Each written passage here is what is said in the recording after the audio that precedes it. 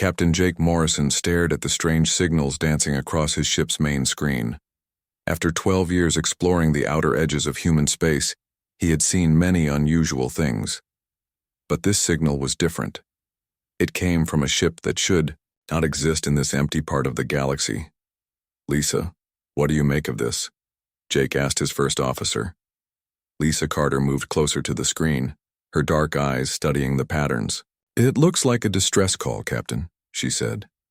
"But the technology is nothing I have seen before. Actually, it looks like 3 different technologies all mixed together." Jake nodded slowly. The Earth's promise was 3 days from the nearest human colony. Out here, space was supposed to be empty. The Galactic Confederation had mapped this region years ago and found nothing of interest. "How far away is the source, Gondir?" Jake asked. Ryan Bell, the ship's navigation officer, checked his instruments. "About 2 hours at full speed, Captain. The signal is weak but steady." Jake thought for a moment. As a human captain in Confederation space, he had rules to follow. First contact with unknown species required specific protocols. But a distress signal was different. Every spacefaring culture had agreements about helping ships in trouble. "Set course for the signal," Jake ordered, "and send a message to Colonial Command. Tell them we are investigating a possible rescue situation." The Earth's promise changed direction and picked up speed. Jake had commanded this exploration ship for 5 years. His crew of 43 humans had become like family to him. They trusted his judgment, and he trusted theirs. 2 hours later, they found the source of the signal. What they saw made everyone on the bridge go quiet. The alien ship was huge, but clearly damaged. Parts of its hull were torn open, and strange lights flickered along its surface. But the most surprising thing was its design. The ship looked like someone had taken 3 completely different vessels and somehow joined them together. "Captain," said Tony Miller, the communications officer, "I am getting multiple life signs from that ship, at least 3 different types." Dr. Amanda Foster hurried onto the bridge. As the ship's doctor and alien biology expert, she was always called when they encountered new species. "What have we found?"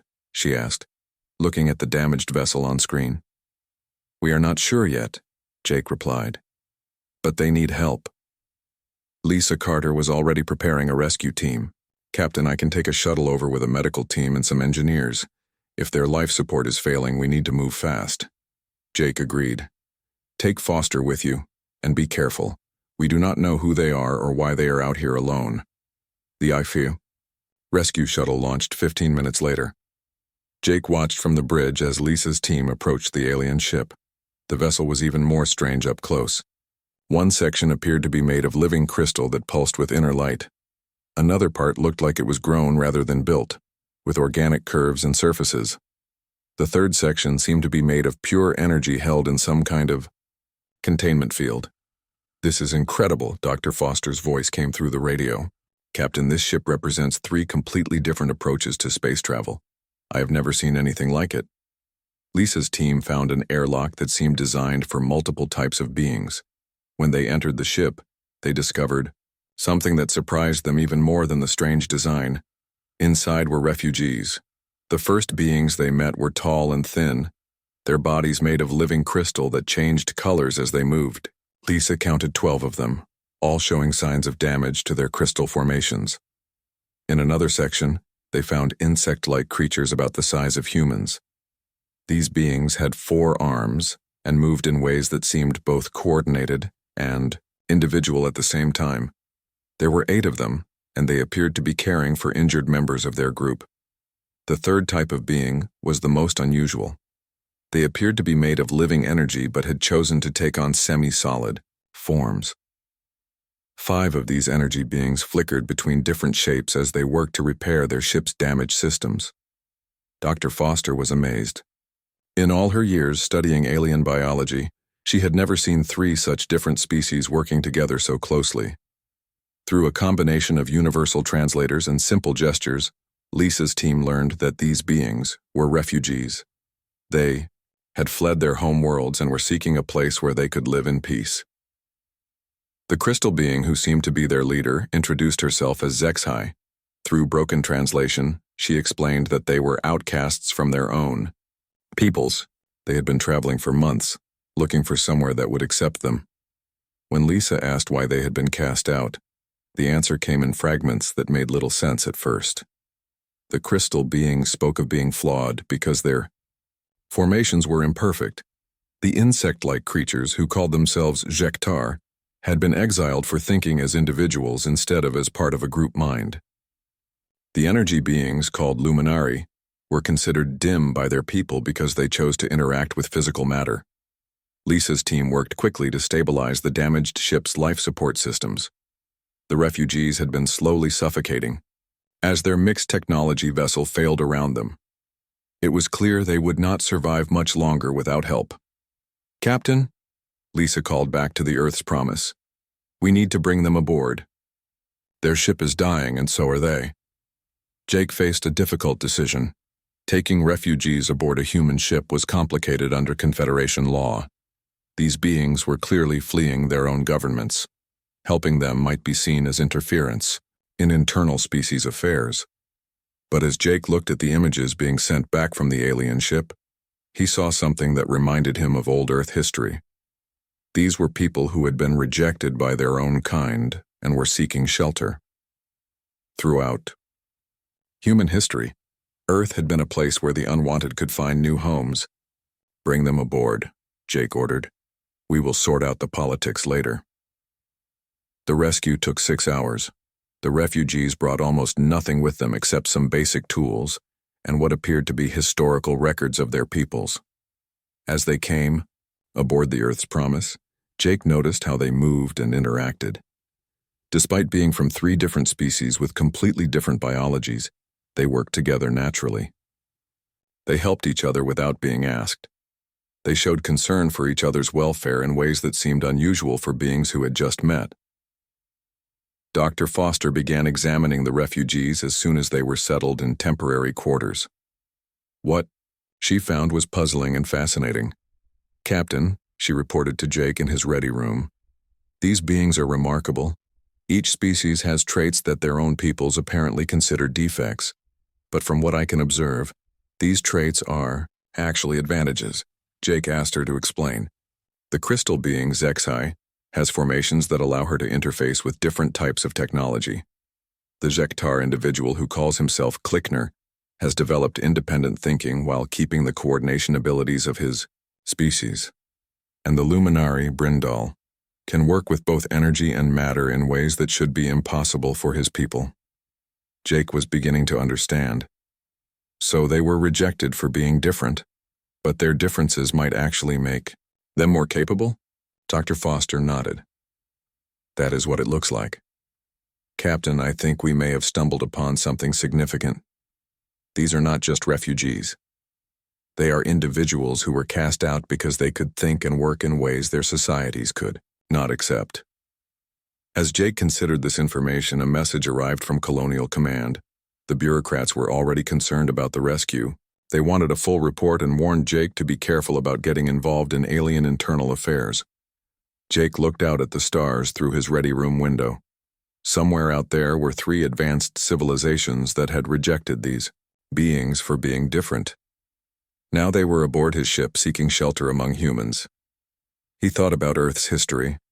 Humans had always been a species that did not fit neatly into categories. They were not the strongest or the smartest or the most advanced, but they had one trait that seemed rare in the galaxy. They accepted differences. Maybe that was why these refugees had ended up at a human ship. Maybe they somehow knew that humans would understand what it meant to be outcasts looking for a home. Jake made his decision. Whatever the political consequences, he would not abandon these beings. The stars might have rejected them, but Earth would give them shelter. 3 days after the rescue, a sleek government ship docked with the Earth's Promise. Political officer Karen Wright stepped aboard with a team of investigators and immediate orders from Earth's colonial administration. "Captain Morrison," she said without any greeting, "you have created a serious diplomatic problem. These refugees must be returned to their homeworlds immediately." Jake met her in the main conference room. Dr. Foster and First Officer Lisa Carter joined them. along with the ship's historian, Dr. Peter Hayes. Karen Wright was known throughout the human colonies as someone who always put politics before people. These beings requested asylum, Jake said calmly. Under space law, we have the right to hear their case. Karen Wright shook her head. Under Confederation law, they are the property of their respective governments. We cannot interfere in internal, species affairs. Dr. Hayes leaned forward. Officer Wright, perhaps you should hear their stories before making decisions about their lives. Karen Wright looked annoyed. Their stories are not relevant to Confederation policy. But Jake had already asked Sergeant Tony Miller to bring the 3 refugee leaders to the conference room. Tony had spent the last 3 days working with the ship's translation systems to improve communication with the aliens. Zexhai entered first, the crystal being moved gracefully despite the visible cracks and imperfections in her formation. Her body shifted through different colors as she tried to control her emotions. Klickner came next. The Jektar looked like a large insect, but moved, with careful individual purpose rather than the group coordination his species was known for. His forearms gestured expressively as he communicated. Finally, Brindal appeared. The luminary energy being had chosen to maintain a mostly solid form, glowing softly with internal light that pulsed with his thoughts.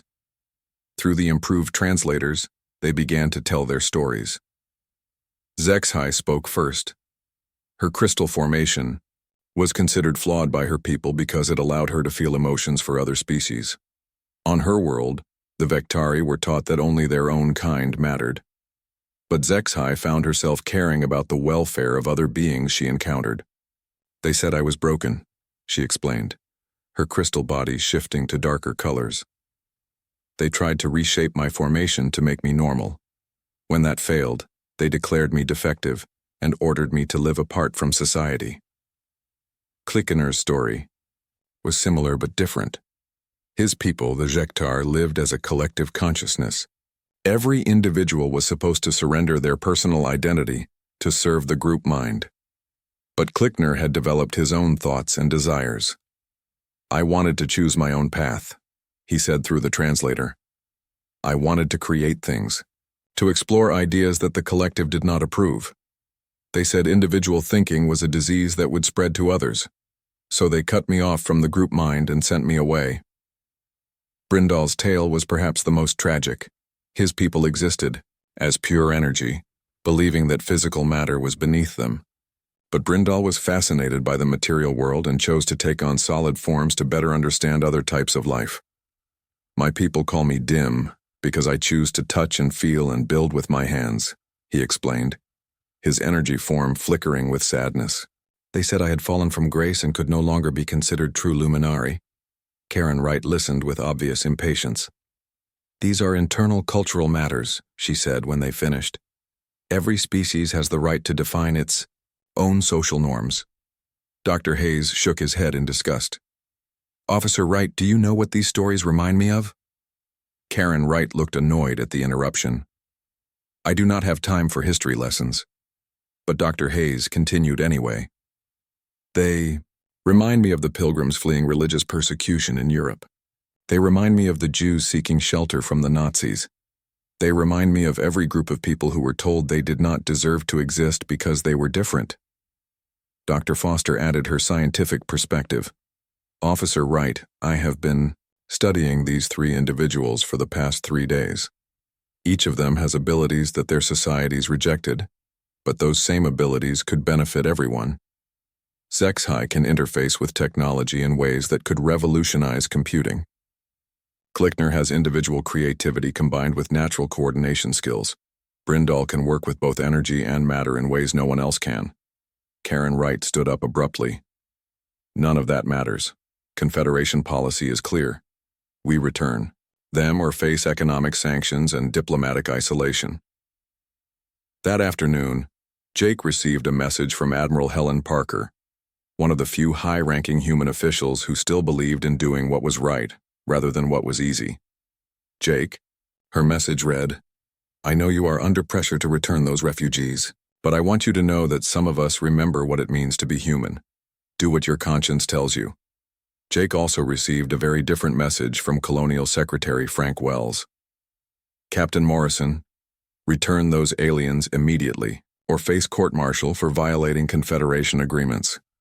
Meanwhile, Tony Miller had been working with the refugees to learn more about their situation. What he discovered was troubling. Captain, he reported, I have been monitoring communications from their home worlds. If we return Zexhai to the Vectari, she will be sent to what they call a reformation facility. From what I can understand, they will try to break down her crystal formation and rebuild it. The process is often fatal. The news about Klickner was equally bad. The Jektar are planning to perform what they call mind cleansing on him. They will force him back into the collective consciousness, destroying his individual identity completely. Brindle's fate would be different but no less terrible. The Luminari plan to strip him of his ability to take solid form. He will be locked into pure energy state and confined to their home world for the rest of his existence. Dr. Foster made another important discovery. She had been analyzing blood and tissue samples from the refugees with their permission. What she found confirmed her earlier suspicions. Captain, these beings do not just have useful abilities, she reported. They have what I am calling integration capability. They can work with other species in ways that their own people cannot. That is why their societies rejected them. Jake asked her to explain further. Think about it, Dr. Foster said. Zexhai was rejected for caring about other species. Klickner was cast out for thinking as an individual. Brindle was banished for wanting to understand physical beings. All three were rejected for trying to bridge the gaps between different types of life. Chief Engineer Maria Lopez had been working with the refugees to repair their damaged ship. What she found supported Dr. Foster's theory. Captain, their ship is amazing, she reported. It combines three completely different technologies in ways that should not work. But somehow they made it function. These people are natural innovators. Word about the refugees began to spread throughout the human colonies. Some people supported helping them, while others feared the diplomatic consequences. Jake found himself facing the hardest decision of his career. He could follow orders, return the refugees and watch them face terrible punishment or death, or he could defy the Confederation and risk humanity's position in galactic politics. That evening, Jake visited the refugees in their temporary quarters. He found them working together on a small device that none of his engineers could identify. What are you building? He asked through Tony Miller's translation system. Zexhai answered for the group. It is a communication device that can work with any technology. We want to give it to your people as thanks for your kindness. Jake realized that in just 3 days, these refugees had created something new and useful, despite having lost everything. They were not just victims seeking help. They were innovators who could contribute to any society willing to accept them. The next morning, Jake called a meeting of his senior officers. Karen Wright attended, still demanding that the refugees be returned immediately. I have made my decision, Jake announced. We will not return these beings to face persecution or death. We will grant them asylum and help them find a new home. Karen Wright stood up angrily. Captain, you are making a mistake that will cost humanity dearly. Jake looked around the room at his officers. He saw Lisa Carter nodding in agreement.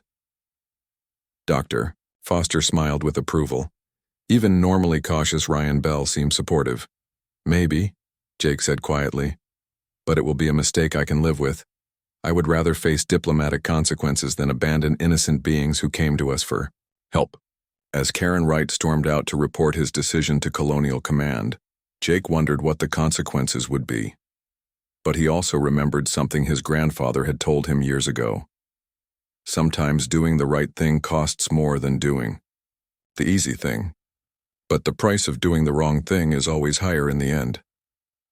The refugees had been rejected by the stars, but humanity would give them shelter. Whatever happened next, Jake knew he had made the right choice. Jake Morrison stood in his captain's quarters, looking out at the stars as he waited for the inevitable response from Earth. It came 3 hours after Karen Wright's angry departure. The message was from Colonial Secretary Frank Wells himself. Captain Morrison, you are ordered to return the alien refugees immediately.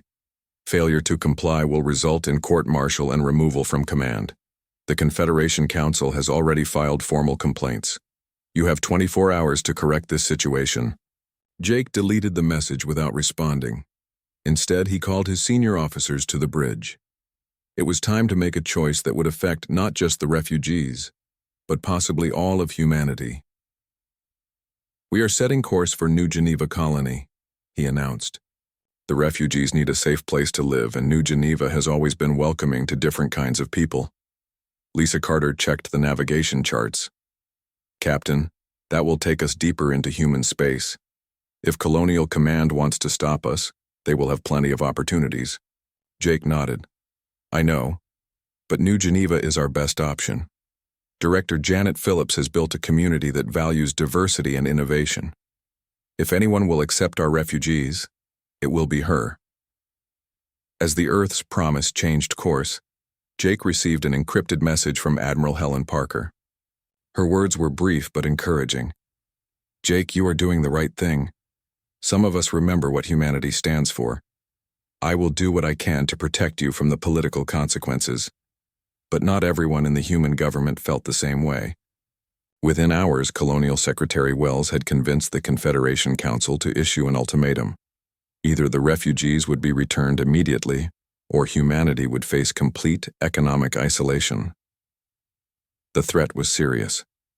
Humanity depended on trade with other Confederation species for many essential technologies and resources. Economic isolation could set human development back by decades. During the 3-day journey to New Geneva, something remarkable happened. The refugees began working with Jake's crew, and the results exceeded everyone's expectations. Sci-Fi partnered with the ship's computer specialist, Beth Adams. Together, they discovered that Sci-Fi's unique crystal formation could interface with human computer systems in amazing ways. Within 2 days, they had improved the ship's processing power by 40%. Captain, Beth reported excitedly, Sci-Fi can make our computers think in ways we never imagined. She does not just use them like we do. She actually connects with them, creating a partnership between organic crystal and electronic circuits. Klickner worked with Chief Engineer Maria Lopez on the ship's propulsion systems. His individual thinking, combined with his species' natural coordination abilities, allowed him to see solutions that had escaped human engineers for years. He thinks about problems differently than we do, Maria explained to Jake. We approach engineering challenges step by step, but Klickner can see the whole system at once and understand how every part affects every other part. He has already suggested 3 improvements that will increase our engine efficiency. Brindell collaborated with Dr. Foster on medical equipment. His ability to work with both energy and matter opened up entirely new possibilities for healing technology. Captain, this is revolutionary, Dr. Foster told Jake. Brindell can manipulate energy patterns in ways that could help us treat diseases we have never been able to cure. He is showing me how energy and matter interact at levels we never understood. But the most important discovery came from Tony Miller, who had been studying how the 3 refugees worked together. What he found was remarkable. Captain, Tony reported, these 3 beings do not just cooperate, they actually make each other better. Sci-Fi's crystal abilities improve when she works near Brindell's energy fields. Klickner's coordination skills help both of them work more efficiently. They have some kind of natural synergy. Jake began to understand why the refugees' home societies had been so threatened by them. They were not just different individuals. They were beings who could bridge the gaps between different types of life and technology. As they approached New Geneva, Jake received a message that changed everything. It was not from Colonial Command or the Confederation Council. It was from other refugees. Captain, Tony Miller said, his voice filled with amazement.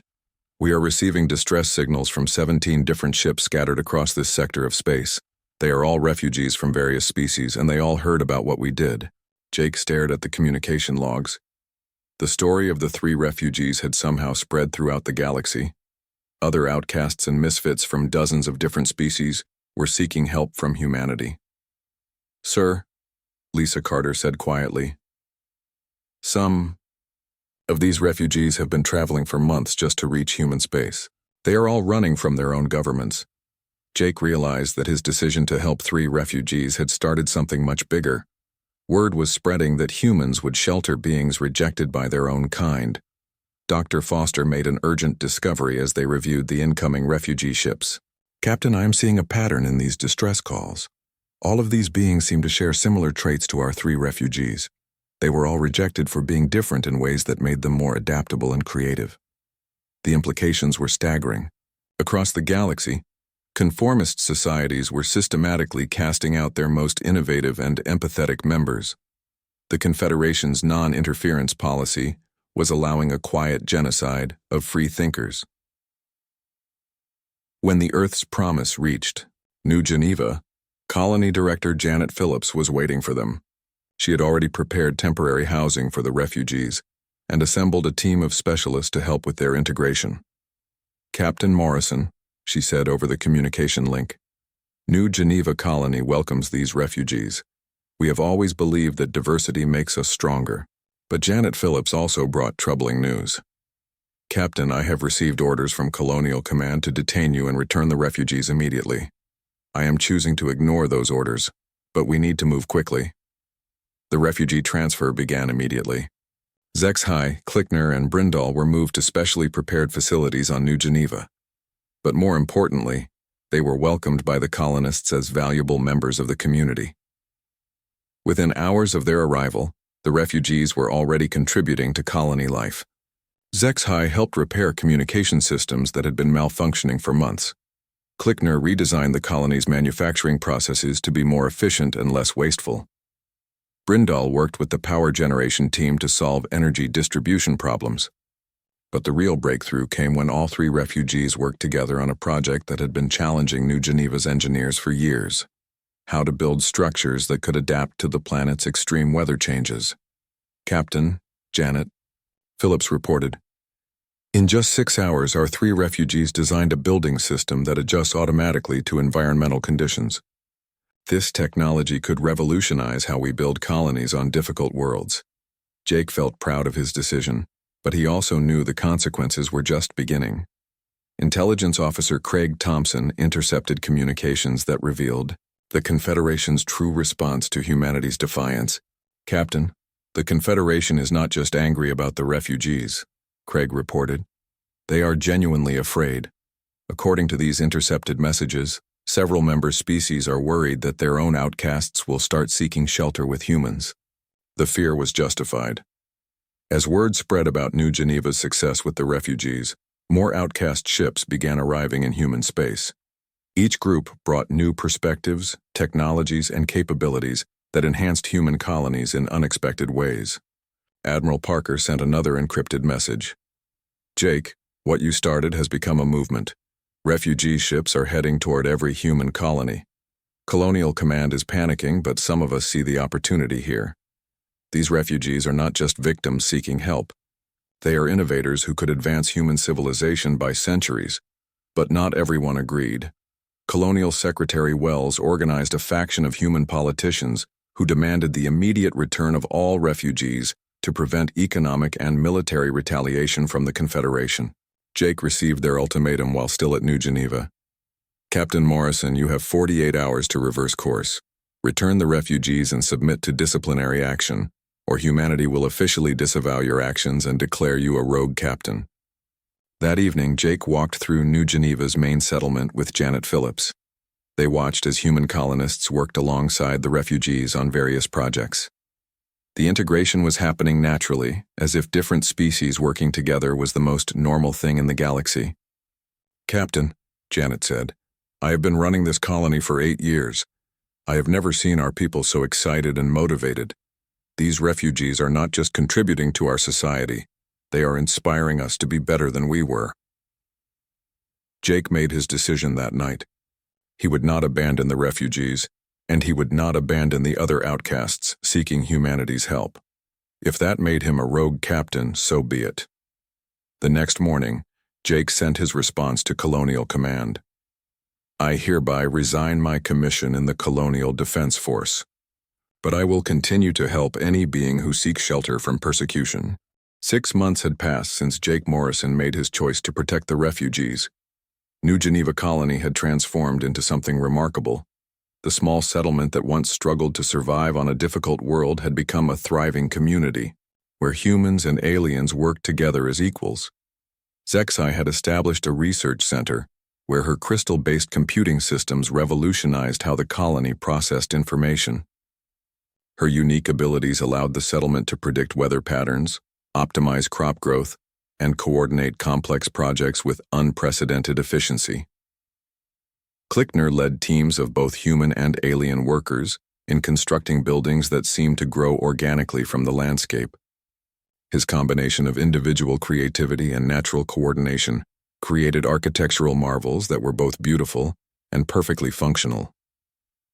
Brindal ran the colony's power systems, using his energy manipulation abilities to create a grid that was more reliable and efficient than anything human engineers had ever designed. His work provided abundant clean energy for the growing population, but the success of New Geneva was just the beginning of something much larger. Word had spread throughout the galaxy about humanity's willingness to shelter outcasts. Refugee ships arrived daily at human colonies throughout the frontier. Each group brought new skills, technologies, and perspectives that enhanced human society in unexpected ways. Dr. Sandra White, now serving as the chief medical officer for all refugee settlements, documented the remarkable changes taking place. Her report showed that human colonies with refugee populations were advancing at rates that seemed impossible. "The integration is exceeding all our projections," she reported to the informal council that now governed the refugee settlements. "Colonies that welcomed refugees are developing new technologies, solving old problems, and creating innovations that neither humans nor aliens could have achieved alone." The success had not gone unnoticed by Earth's government. President Laura Johnson faced enormous pressure from the Confederation Council, which demanded immediate action to stop the refugee crisis. Ambassador Telmos of the Althari Empire delivered the Confederation's ultimatum personally. "President Johnson, humanity must choose. Return all refugees to their home governments and cease this interference, or face complete isolation from galactic civilization." The threat was serious. The Confederation controlled most interstellar trade routes and shared technologies that humanity still depended on. Economic sanctions had already begun, cutting off access to certain advanced materials and equipment. But President Johnson had been receiving different reports from her own scientists and economists. Dr. Kevin Moore, Earth's leading expert on galactic cultures, presented findings that challenged everything the Confederation had told them about the refugee crisis. "Madam President," Dr. Moore reported, "our analysis shows that these refugees represent the most creative and adaptable members of their species. By casting them out, the Confederation societies are weakening themselves while strengthening us." The evidence supported his conclusion. Intelligence reports showed that several Confederation worlds were experiencing technological stagnation and social problems as they eliminated their most innovative citizens.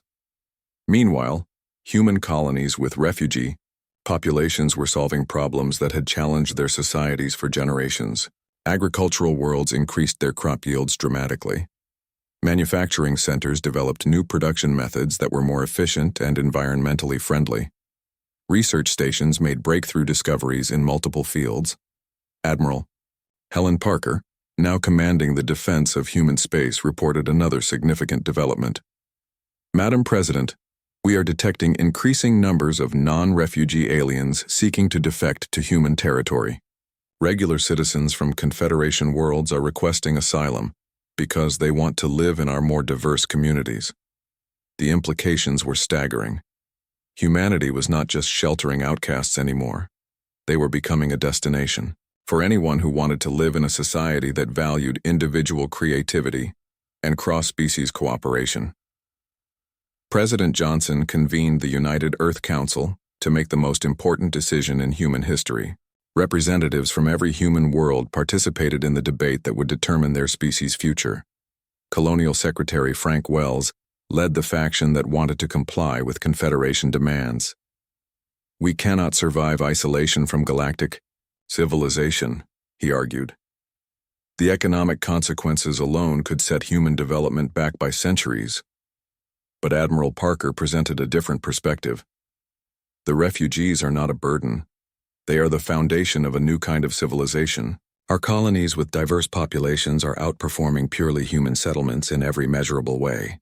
Dr. Foster, now directing xenological research for all human worlds, provided scientific support for Parker's position. The refugees possess integration capabilities that allow them to synthesize different approaches and technologies. When they work with humans, both groups become more capable than either could be alone. The debate continued for 3 days. Representatives shared reports from their homeworlds, describing both the benefits of refugee integration and the costs of Confederation sanctions.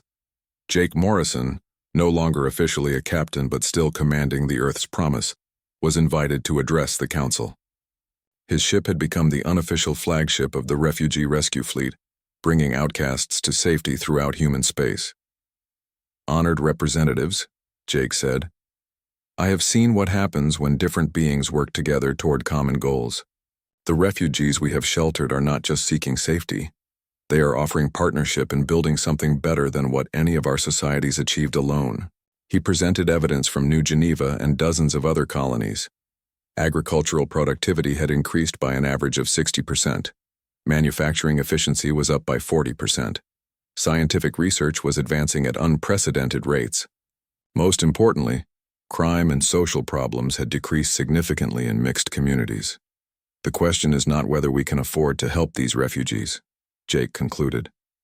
"The question is whether we can afford not to help them." The Council's decision was not unanimous, but it was clear.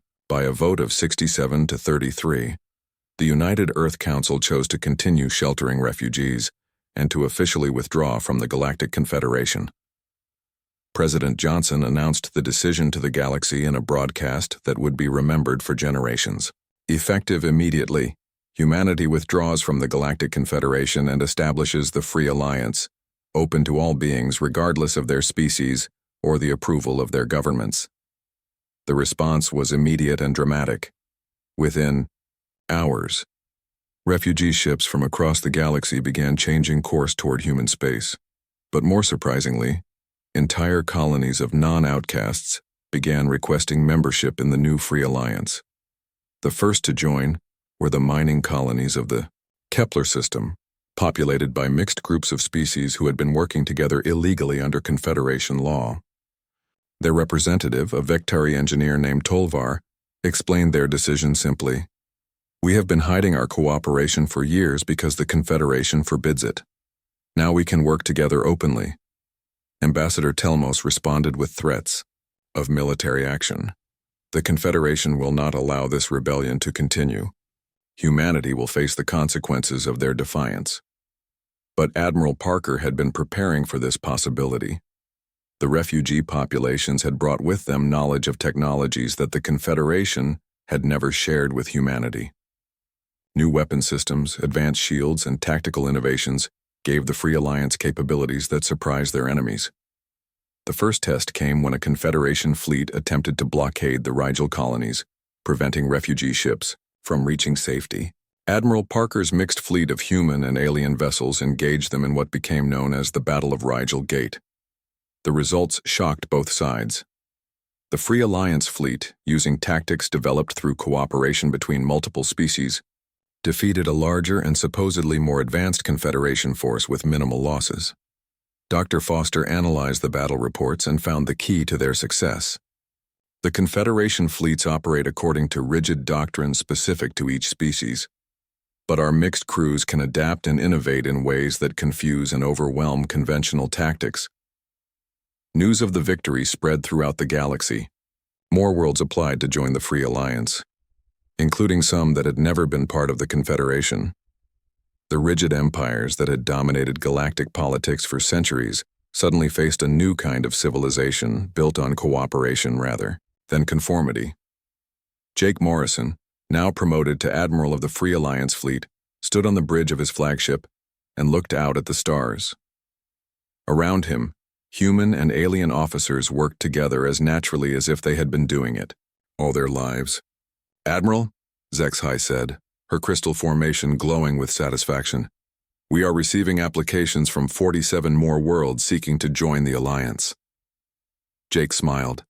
The stars that had once rejected the outcasts now watched as those same beings helped build a civilization that welcomed everyone who sought freedom and acceptance. 5 years had passed since Jake Morrison first discovered the refugee ship at the edge of human space. The galaxy had changed in ways that no one could have predicted. The Free Alliance now included over 200 worlds, representing dozens of species that had chosen cooperation over conformity. Admiral Morrison stood in the observation deck of Unity Station, the Alliance's new capital. Through the massive windows, he could see ships from 40 different species docked together in peaceful harmony. The station itself was a marvel of cooperative engineering, built using technologies that no single species could have developed alone.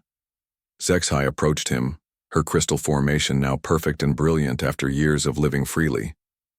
She had become the Alliance's chief technology coordinator, overseeing research projects that combined the best ideas from every member species. "Admiral," she said, her translated voice carrying notes of excitement, "the final preparations for the Diversity Summit are complete. Representatives from 300 worlds will attend, including 50 from the old Confederation." Jake nodded with satisfaction. The Galactic Diversity Summit would be the largest gathering of different species in galactic history. More importantly, it would include delegates from Confederation worlds who were secretly considering joining the Alliance. The transformation had not been without challenges. The first years of the Alliance had included several wars with Confederation, forces trying to prevent the spread of what they called the Diversity Plague. But each conflict had ended in Alliance victory, as their mixed fleets proved superior to the rigid tactical doctrines of single-species militaries. Dr. Amanda Foster, now the Alliance's Minister of Integration, joined them at the observation window. Her research over the past 5 years had proven that diverse communities consistently outperformed homogeneous ones in every measurable category. "Jake," she said, using his first name as had become common in the informal Alliance hierarchy, "I just received the final report from the Confederation monitoring stations. Their economies are struggling while ours continue to grow. 3 more of their core worlds have requested permission to send diplomatic missions to discuss possible membership." The irony was not lost on any of them. The same Confederation that had threatened humanity with isolation was now facing isolation itself, as more and more worlds chose the Alliance model of cooperative diversity. Klickner emerged from one of the station's engineering sections, his forearms carrying tools and blueprints. He had become the Alliance's chief construction coordinator, overseeing building projects that combined organic growth, crystal formation, energy manipulation, and traditional human engineering. "Admiral Morrison," he said through his translator, "the new shipyard is ready for its first project. We will begin construction of the largest exploration vessel ever built, crewed by representatives from every Alliance species." Jake felt a deep sense of pride and accomplishment. The Alliance had grown from a desperate rescue mission into a galactic civilization that proved diversity was not just morally right, but practically superior. Brindal materialized beside them, his energy, form stable and bright. He had become the Alliance's energy systems director, creating power networks that supplied clean, unlimited energy to every member world. "Friends," he said, his voice warm with emotion, "I have news that will please you. The last of the Confederation's isolation camps has been closed. The outcasts imprisoned there are being transported to Alliance worlds where they can live freely." Jake remembered the early days when they had struggled to rescue individual refugees. Now the Alliance had the power to liberate entire populations of persecuted beings.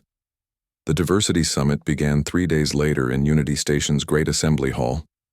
Jake watched as delegates from hundreds of worlds took their seats in the massive chamber designed to accommodate every type of being imaginable. President Laura Johnson, now serving as the Alliance's first elected leader, opened the summit with words that would be remembered throughout galactic history. 5 years ago, a human ship captain made a simple choice to help 3 refugees who had been rejected by their own peoples. Today, those 3 beings sit among us as valued leaders of a civilization that spans the galaxy.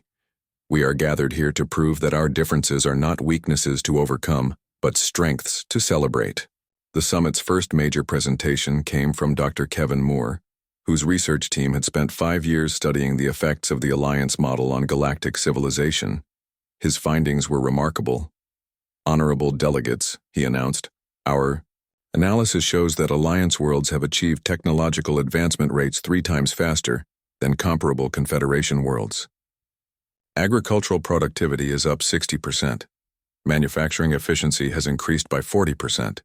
Most significantly, social problems like crime, violence, and mental illness have decreased by 70% in diverse communities." The evidence was overwhelming. When different species worked together, combining their unique perspectives and abilities, they achieved results that no single species could match. Ambassador Telmos of the Althari Empire sat in the Confederation delegation, his proud features showing the strain of 5 years of declining power.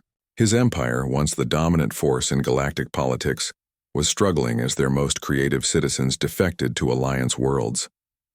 During the second day of the summit, something unprecedented happened. Telmos requested permission to address the assembly not as a Confederation representative, but as a private citizen.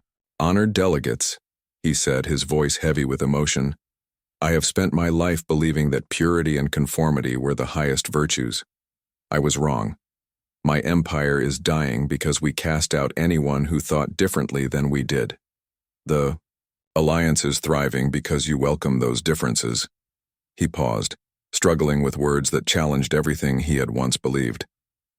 "The Althari Empire formally requests membership in the Free Alliance. We wish to learn from your example and become part of something greater than we could ever achieve alone." The assembly hall erupted in celebration. The Althari Empire had been one of the Confederation's founding members and its most powerful military force. Their decision to join the Alliance marked the end of the old galactic order. Over the following days, 12 more Confederation species announced their intention to join the Alliance. The rigid empires that had dominated the galaxy for centuries were dissolving as their citizens chose freedom and diversity over conformity and control. Jake found himself thinking about the 3 refugees who had started it all.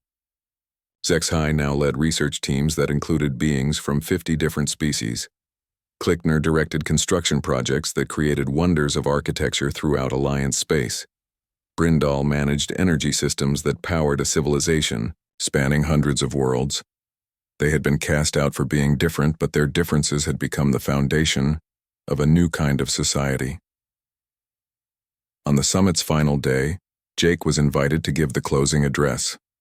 He stood before the assembled delegates representing more species than had ever gathered peacefully in one place. "5 years ago," he began, 3 outcasts came to us seeking shelter. Their own peoples had rejected them for being different. Today, those differences help guide a civilization that includes billions of beings from hundreds of worlds." He looked out at the diverse assembly, seeing crystal beings sitting next to energy entities, insectoid species working alongside mammalian ones, and creatures of every imaginable form united in common purpose.